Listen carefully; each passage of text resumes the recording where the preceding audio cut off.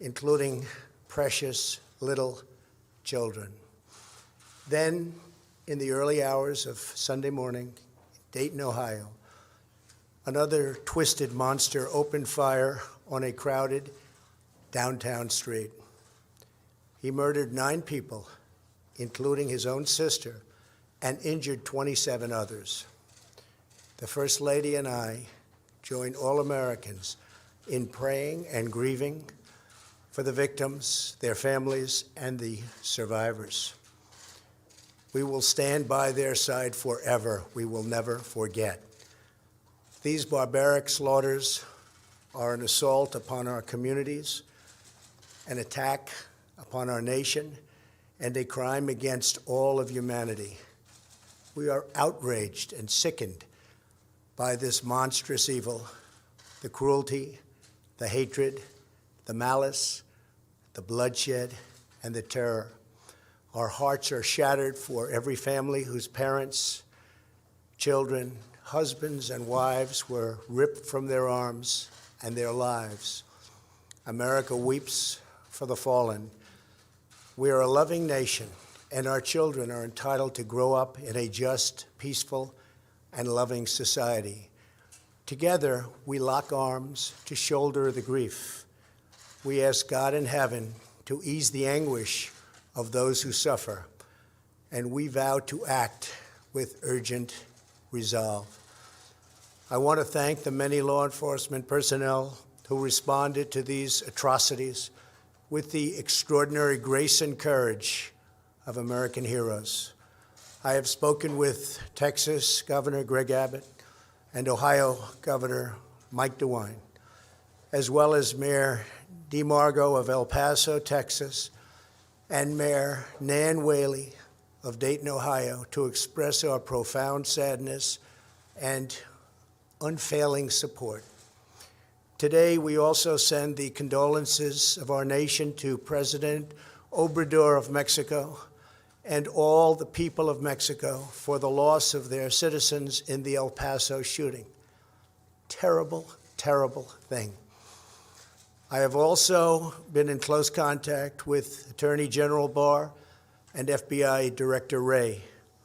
Federal authorities are on the ground, and I have directed them to provide any and all assistance required, whatever is needed. The shooter in El Paso posted a manifesto online consumed by racist hate.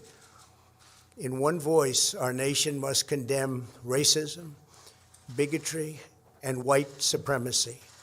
These sinister ideologies must be defeated. Hate has no place in America.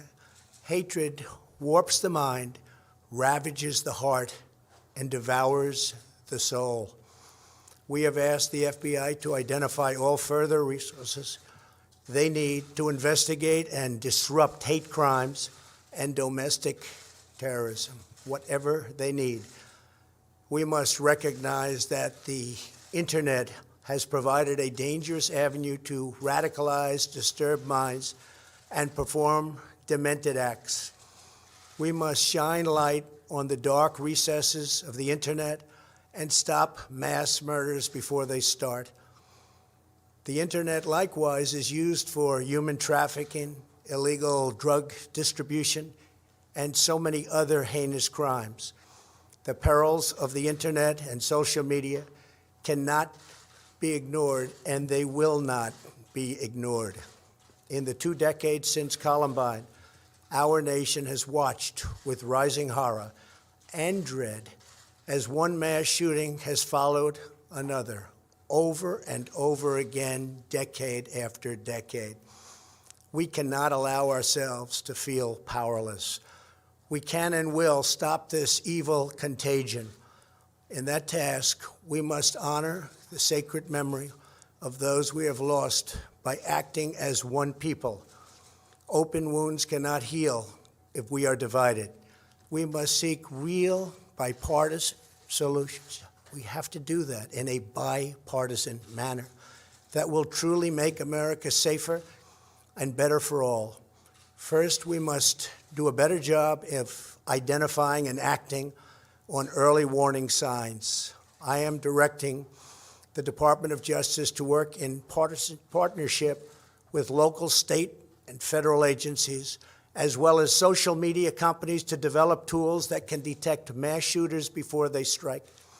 As an example, the monster in the Parkland High School in Florida had many red flags against him, and yet nobody took decisive action. Nobody did anything. Why not? Second, we must stop the glorification of violence in our society. This includes the gruesome and grisly video games that are now commonplace.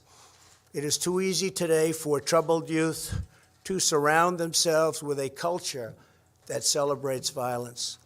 We must stop or substantially reduce this, and it has to begin immediately.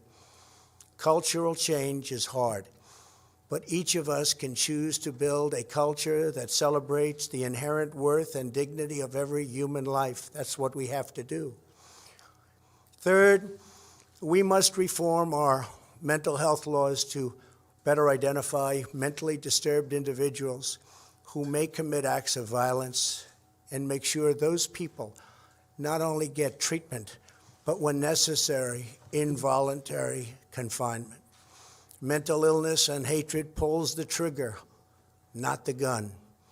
Fourth, we must make sure that those judged to pose a grave risk to public safety do not have access to firearms, and that if they do, those firearms can be taken through rapid due process. That is why I have called for red flag laws, also known as extreme risk protection orders.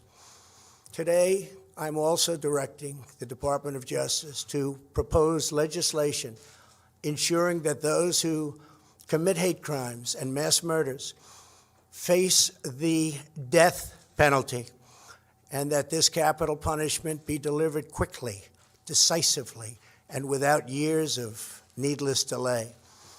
These are just a few of the areas of cooperation that we can pursue. I am open and ready to listen and discuss all ideas that will actually work and make a very big difference.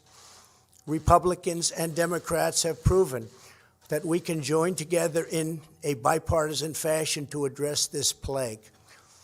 Last year, we enacted the Stop School Violence and Fix NICS Acts into law, providing grants to improve school safety and strengthening critical background checks for firearm purchases. At my direction, the Department of Justice banned bump stocks. Last year, we prosecuted a record number of firearms offenses. But there is so much more that we have to do. Now is the time to set destructive partisanship aside, so destructive, and find the courage to answer hatred with unity, devotion, and love. Our future is in our control. America will rise to the challenge. We will always have, and we always will, win. The choice is ours, and ours alone. It is not up to mentally ill monsters. It is up to us.